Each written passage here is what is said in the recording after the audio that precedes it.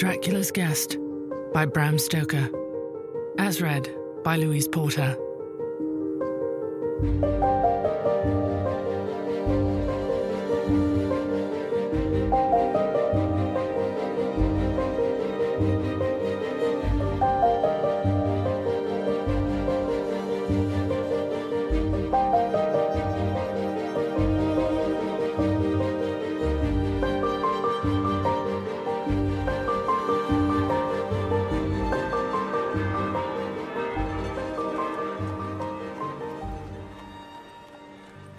When we started for our drive, the sun was shining brightly on Munich, and the air was full of the joyousness of early summer. Just as we were about to depart, Herr Delbruck, the maître d'hôtel of the Quatre Saisons, where I was staying, came down, bareheaded, to the carriage, and after wishing me a pleasant drive, said to the coachman, still holding his hand on the handle of the carriage door, "Remember you are back by nightfall. The sky looks bright, but there is a shiver in the north wind that says there may be a sudden storm. But I am sure you will not be late." Here he smiled and added, "For you know what night it is." Johann answered with an emphatic, "Ja, mein Herr," and touching his hat, drove off quickly. When we had cleared the town, I said, after signalling to him to stop, "Tell me, Johann, what is tonight?" He crossed himself as he answered laconically, "Walpurgisnacht." Then he took out his watch, a great old-fashioned German silver thing as big as a turnip, and looked at it, with his eyebrows gathered together in a little impatient shrug of his shoulders. I realized that this was his way of respectfully protesting against the unnecessary delay, and sank back in the carriage, merely motioning him to proceed. He started off rapidly, as if to make up for lost time. Every now and then the horses seemed to throw up their heads and sniffed the air suspiciously. On such occasions, I often looked round in alarm. The road was pretty bleak, for we were traversing a sort of high, wind-swept plateau. As we drove, I saw a road that looked but little used, and which seemed to dip through a little winding valley. It looked so inviting that, even at the risk of offending him, I called Johann to stop, and when he had pulled up, I told him I would like to drive down that road. He made all sorts of excuses, and frequently crossed himself as he spoke. This somewhat piqued my curiosity, so I asked him various questions. He answered fencingly, and repeatedly looked at his watch in protest. Finally I said, "Well, Johann, I want to go down this road. I shall not ask you to come unless you like, but tell me why you do not like to go. That is all I ask." For answer, he seemed to throw himself off the box. So quickly did he reach the ground. Then he stretched out his hands appealingly to me, and implored me not to go. There was just enough of English mixed with the German for me to understand the drift of his talk. He seemed always just about to tell me something, the very idea of which evidently frightened him, but each time he pulled himself up, saying, as he crossed himself, "Walpurgisnacht." I tried to argue with him, but it was difficult to argue with a man when I did not know his language.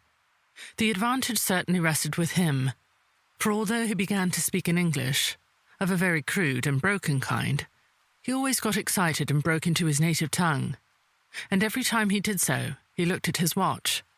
Then the horses became restless and sniffed the air. At this, he grew very pale, and, looking around in a frightened way, he suddenly jumped forward, took them by the bridles and led them on some 20 feet. I followed and asked why he had done this. For answer, he crossed himself, pointed to the spot we had left and drew his carriage in the direction of the other road, indicating a cross, and said, first in German, then in English, "Buried him what killed themselves."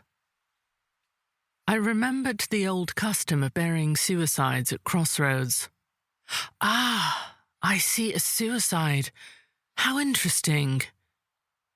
But for the life of me I could not make out why the horses were frightened. Whilst we were talking, we heard a sort of sound between a yelp and a bark. It was very far away, but the horses got very restless, and it took Johann all his time to quiet them.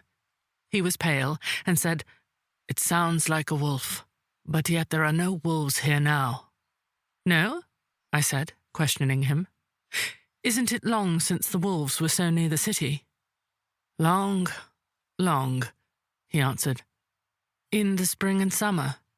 But with the snow the wolves have been here not so long." Whilst he was petting the horses and trying to quiet them, dark clouds drifted rapidly across the sky. The sunshine passed away, and a breath of cold wind seemed to drift past us. It was only a breath, however, and more in the nature of a warning than a fact, for the sun came out brightly again. Johann looked under his lifted hand at the horizon and said, "The storm of snow. He comes before long time." Then he looked at his watch again, and straightway holding his reins firmly, for the horses were still pawing the ground restlessly and shaking their heads, he climbed his box as though the time had come for proceeding on our journey. I felt a little obstinate, and did not at once get into the carriage. "Tell me," I said, "about this place where the road leads," and I pointed down.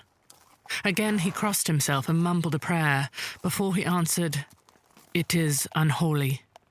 "What is unholy?" I inquired. "The village." "Then there is a village?" No. No one lives there hundreds of years." My curiosity was piqued.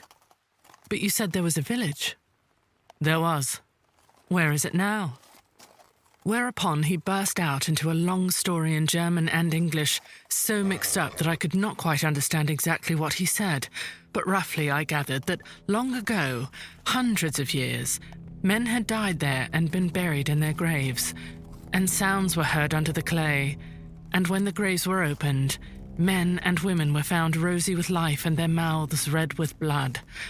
And so, in haste to save their lives, and their souls, and here he crossed himself, those who were left fled away to other places where the living lived, and the dead were dead and not something.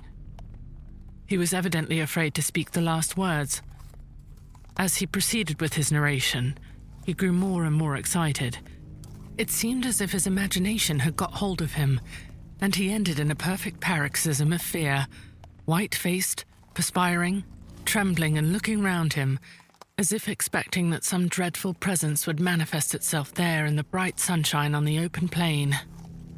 Finally, in an agony of desperation, he cried, "Walpurgis Nacht!" and pointed to the carriage for me to get in. All my English blood rose at this, and, standing back, I said, "You are afraid, Johann, you are afraid. Go home. I shall return alone. The walk will do me good." The carriage door was open. I took from the seat my oak walking stick, which I always carry on my holiday excursions, and closed the door, pointing back to Munich, and said, "Go home, Johann. Walpurgis Nacht doesn't concern Englishmen." The horses were now more restive than ever, and Johann was trying to hold them in while excitedly imploring me not to do anything so foolish. I pitied the poor fellow. He was deeply in earnest, but all the same, I could not help laughing. His English was quite gone now. In his anxiety, he had forgotten that his only means of making me understand was to talk my language, so he jabbered away in his native German. It began to be a little tedious. After giving the direction, home, I turned to go down the crossroad into the valley. With a despairing gesture, Johann turned his horses towards Munich. I leaned on my stick and looked after him. He went slowly along the road for a while. Then there came over the crest of the hill a man tall and thin. I could see so much in the distance. When he drew near the horses, they began to jump and kick about, then to scream with terror. Johann could not hold them in. They bolted down the road, running away madly. I watched them out of sight, then looked for the stranger, but I found that he, too, was gone.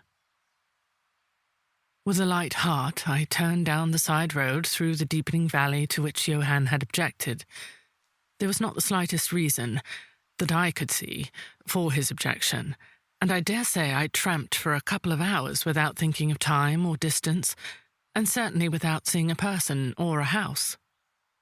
So far as the place was concerned, it was desolation itself, but I did not notice this particularly till, on turning a bend in the road, I came upon a scattered fringe of wood.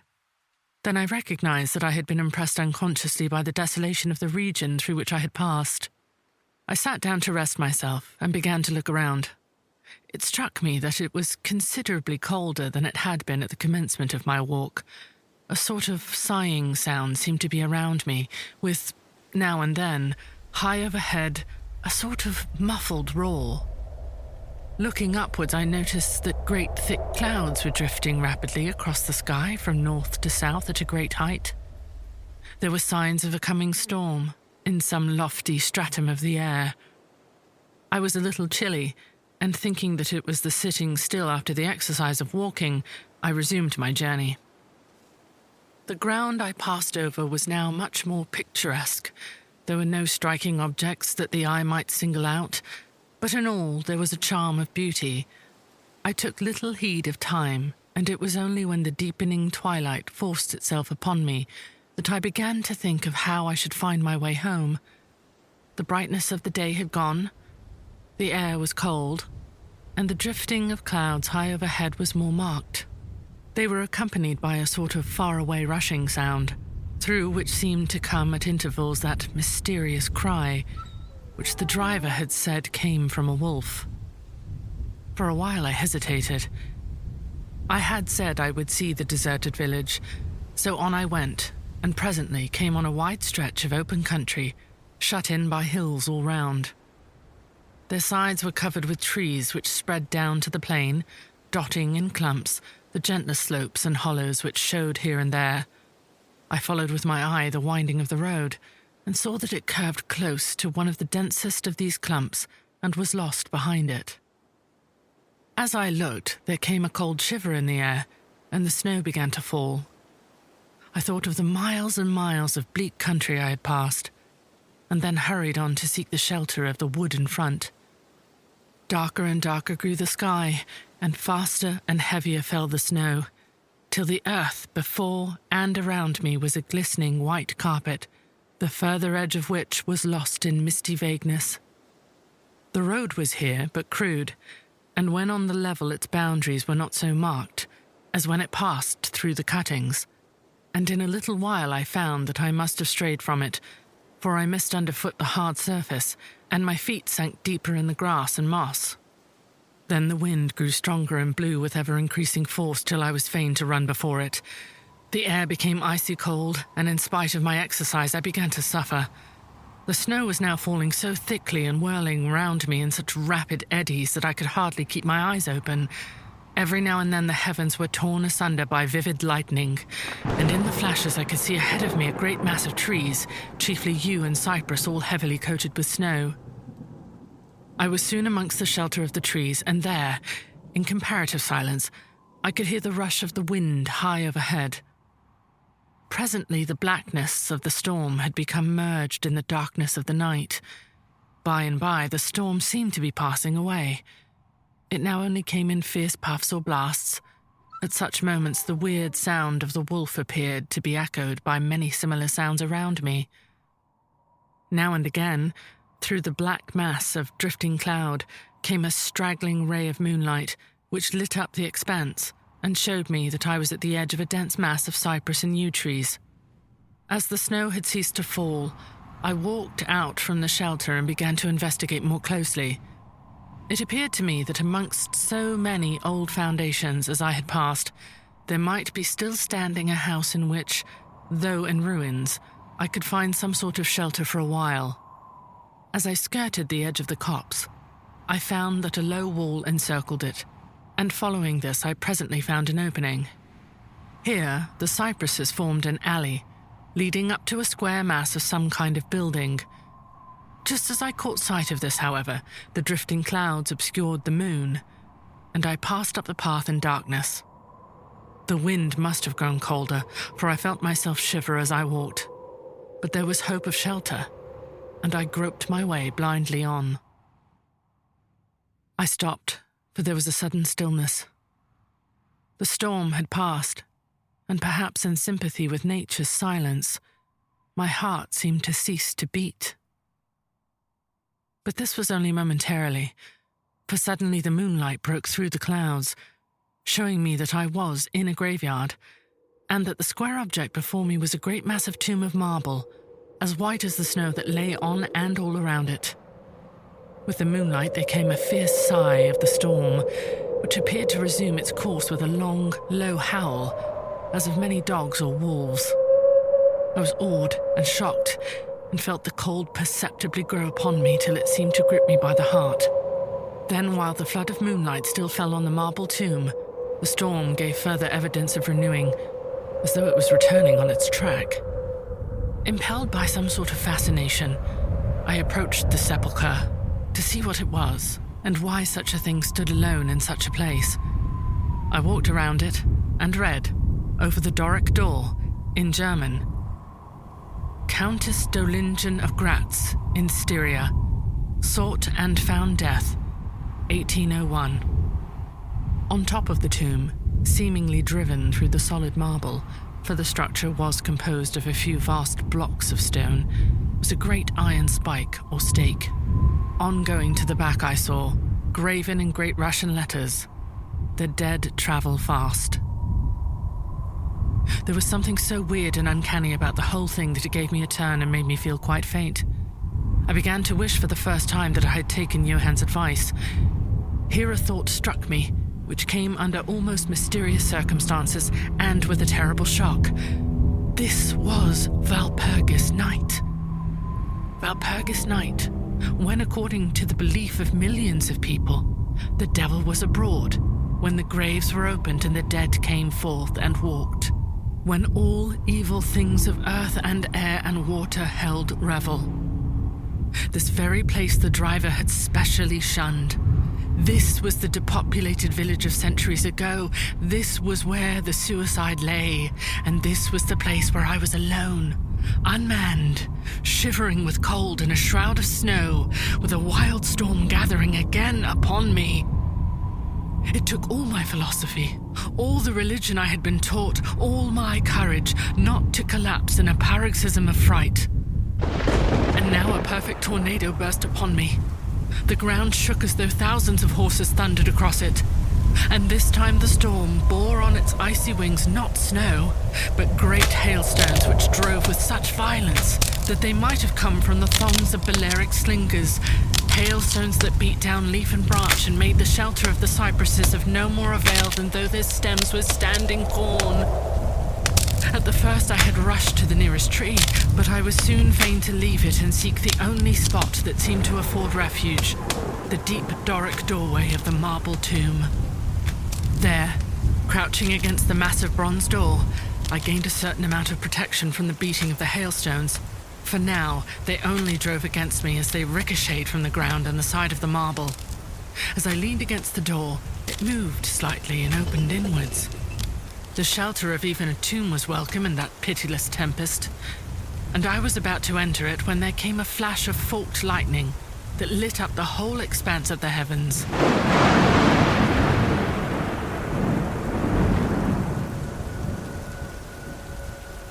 In the instant, as I am a living man, I saw, as my eyes were turned into the darkness of the tomb, a beautiful woman with rounded cheeks and red lips, seemingly sleeping on a bier. As the thunder broke overhead, I was grasped as by the hand of a giant and hurled out into the storm. The whole thing was so sudden that, before I could realize the shock, moral as well as physical, I found the hailstones beating me down. At the same time, I had a strange dominating feeling that I was not alone. I looked towards the tomb. Just then, there came another blinding flash, which seemed to strike the iron stake that surmounted the tomb and to pour through to the earth, blasting and crumbling the marble, as in a burst of flame. The dead woman rose for a moment of agony, while she was lapped in the flame, and her bitter scream of pain was drowned in the thunder crash. The last thing I heard was this mingling of dreadful sound, as again I was seized in the giant grasp and dragged away, while the hailstones beat on me, and the air around seemed reverberant with the howling of wolves. The last sight that I remembered was a vague, white, moving mass, as if all the graves around me had sent the phantoms of their sheeted dead, and that they were closing in on me through the white cloudiness of the driving hail. Gradually there became a sort of vague beginning of consciousness, then a sense of weariness that was dreadful. For a time I remembered nothing, but slowly my senses returned. My feet seemed positively racked with pain, yet I could not move them. They seemed to be numbed. There was an icy feeling at the back of my neck and all down my spine, and my ears, like my feet, were dead, yet in torment. But there was in my breast a sense of warmth which was, by comparison, delicious. It was a nightmare, a physical nightmare, if one may use such an expression, for some heavy weight on my chest made it difficult for me to breathe. This period of semi-lethargy seemed to remain a long time, and as it faded away, I must have slept or swooned. Then came a sort of loathing, like the first stage of seasickness, and a wild desire to be free from something, I knew not what. A vast stillness enveloped me, as though all the world were asleep or dead, only broken by the low panting of some animal close to me. I felt a warm rasping at my throat. Then came a consciousness of the awful truth, which chilled me to the heart and sent the blood surging through my brain. Some great animal was lying on me, and now licking my throat. I feared to stir, for some instinct of prudence bade me lie still. But the brute seemed to realize that there was now some change in me, for it raised its head. Through my eyelashes I saw above me the two great flaming eyes of a gigantic wolf. Its sharp white teeth gleamed in the gaping red mouth, and I could feel its hot breath, fierce and acrid upon me. For another spell of time I remembered no more. Then I became conscious of a low growl, followed by a yelp, renewed again and again. Then seemingly very far away I heard, "Holloa! Holloa!" as of many voices calling in unison. Cautiously I raised my head and looked in the direction whence the sound came, but the cemetery blocked my view. The wolf still continued to yelp in a strange way, and a red glare began to move round the grove of cypresses, as though following the sound. As the voices drew closer, the wolf yelped faster and louder. I feared to make either sound or motion. Nearer came the red glow, over the white pole which stretched into the darkness around me. Then all at once from beyond the trees there came, at a trot, a troop of horsemen bearing torches. The wolf rose from my breast and made for the cemetery. I saw one of the horsemen, soldiers by their caps and their long military cloaks, raise his carbine and take aim. A companion knocked up his arm, and I heard the bull whiz over my head. He had evidently taken my body for that of the wolf. Another sighted the animal as it slunk away, and a shot followed. Then, at a gallop, the troop rode forward, some towards me, others following the wolf as it disappeared amongst the snow-clad cypresses. As they drew nearer, I tried to move, but was powerless, although I could see and hear all that went on around me. 2 or 3 of the soldiers jumped from their horses and knelt beside me. One of them raised my head and placed his hand over my heart. "Good news, comrades," he cried. "His heart still beats." Then some brandy was poured down my throat. It put vigor into me, and I was able to open my eyes fully and look around. Lights and shadows were moving among the trees, and I heard men call to one another. They drew together, uttering frightened exclamations, and the lights flashed as the others came pouring out of the cemetery pell-mell like men possessed. When the further ones came close to us, those who were around me asked them eagerly, "Well, have you found him?" The reply rang out hurriedly. No, come away quick. Quick, this is no place to stay on this of all nights. What was it? Was the question asked in all manner of keys. The answer came variously and all indefinitely, as though the men were moved by some common impulse to speak, yet were restrained by some common fear from giving their thoughts. It, indeed, gibbered one whose wits had plainly given out for the moment. A wolf? And yet not a wolf, another put in shudderingly. No use trying for him without the sacred bullet, a third remarked in a more ordinary manner. Serve us right for coming out on this night. Truly we have earned our 1,000 marks, were the ejaculations of a fourth. There was blood on the broken marble, another said after a pause. The lightning never brought that there. And for him, is he safe? Look at his throat. See, comrades, the wolf has been lying on him and keeping his blood warm. The officer looked at my throat and replied, He is all right. The skin is not pierced. What does it all mean? We should never have found him but for the yelping of the wolf. What became of it? Asked the man who was holding up my head and who seemed the least panic-stricken of the party, for his hands were steady and without tremor. On his sleeve was the chevron of a petty officer.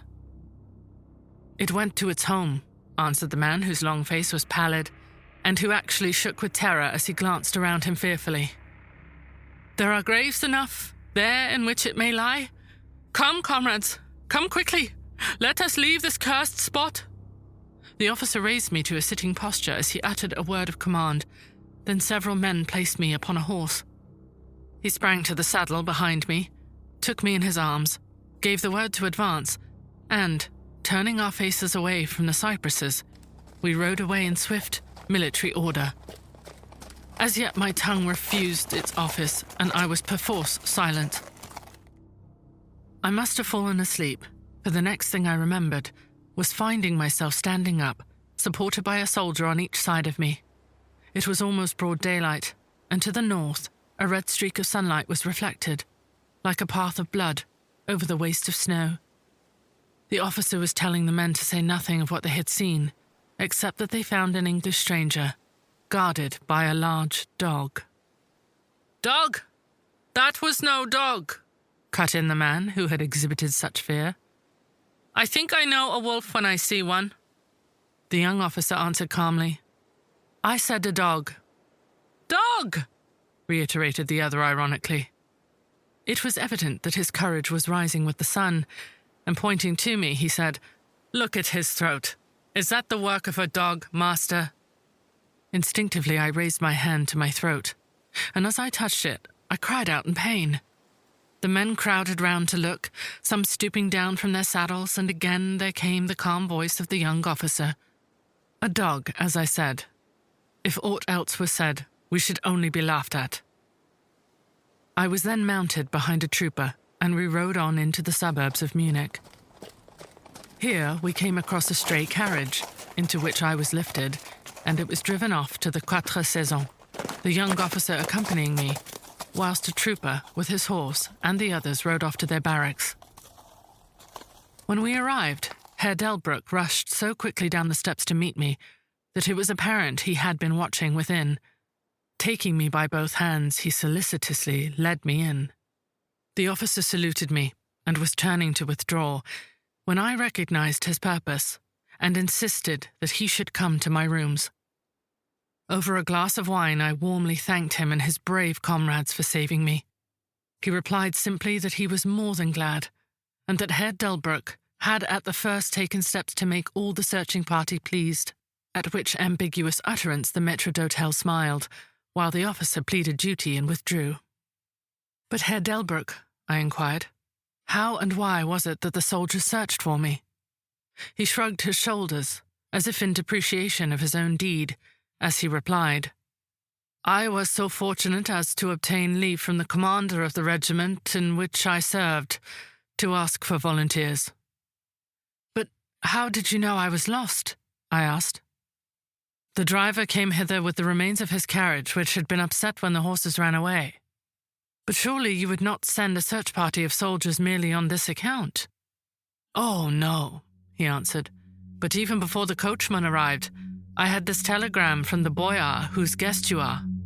And he took from his pocket a telegram which he handed to me, and I read, "Bistreets. Be careful of my guest. His safety is most precious to me. Should aught happen to him, or if he be missed, spare nothing to find him and ensure his safety. He is English and therefore adventurous. There are often dangers from snow and wolves and night. Lose not a moment if you suspect harm to him. I answer your zeal with my fortune. Dracula." As I held the telegram in my hand, the room seemed to swirl around me, and if the attentive maître d'hôtel had not caught me, I think I should have fallen. There was something so strange in all this, something so weird and impossible to imagine, that there grew on me a sense of my being in some way the sport of opposite forces, the mere vague idea of which seemed in a way to paralyze me. I was certainly under some form of mysterious protection. From a distant country had come, in the very nick of time, a message that took me out of the danger of the snow sleep and the jaws of the wolf.